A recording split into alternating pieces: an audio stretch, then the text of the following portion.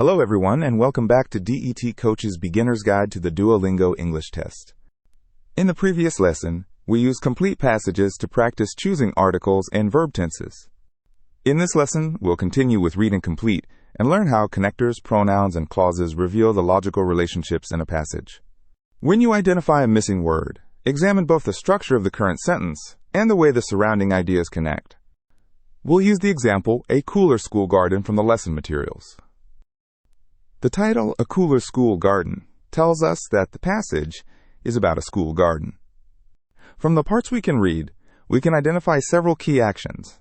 Students plant trees, the shade improves lunch breaks, some students forget to water the trees, and teachers use their records to decide to add more plants. This information already shows that the passage moves from the reason for planting the trees to a later decision. Once you understand that progression, you can determine the role of each missing word. Start with the first sentence. The first blank begins with B, E, C. Students planted trees describes the action the students took, while the playground became too hot in summer explains why they took it. We need because to introduce the reason. The complete sentence is, students planted trees because the playground became too hot in summer. The next blank begins with WH. The next blank begins with WH. The antecedent is a thing, and the blank introduces a relative clause, so the answer is which. The complete sentence is, the shade which covered the benches by noon made lunch breaks more comfortable. Now look at the third sentence. The first half says that some students forgot to water the young trees.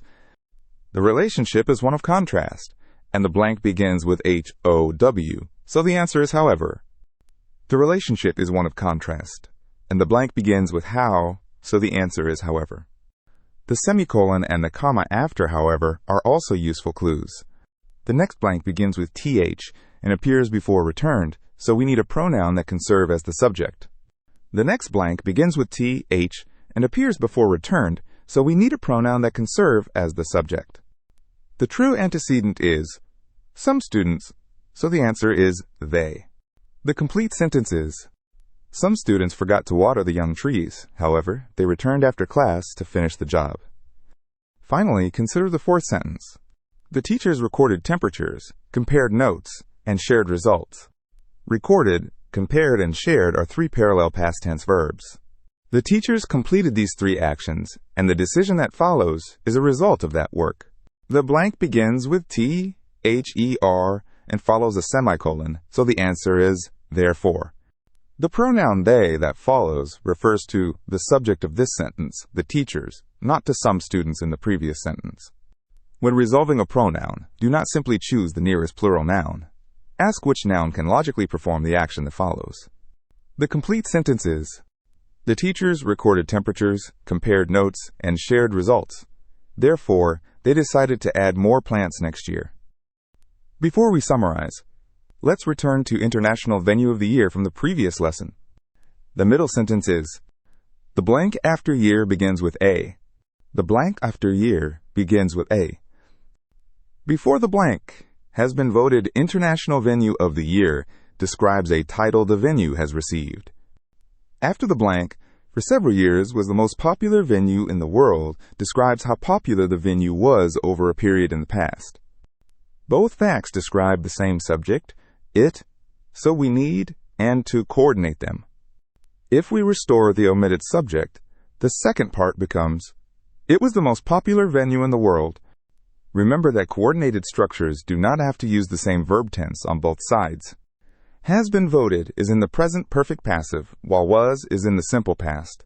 The forms are different, but both verb phrases describe the same venue, and the second adds information to the first, so and can still connect them.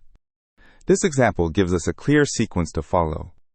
First, read the full context on both sides of the blank and decide whether the relationship shows cause and effect, contrast, or additional information.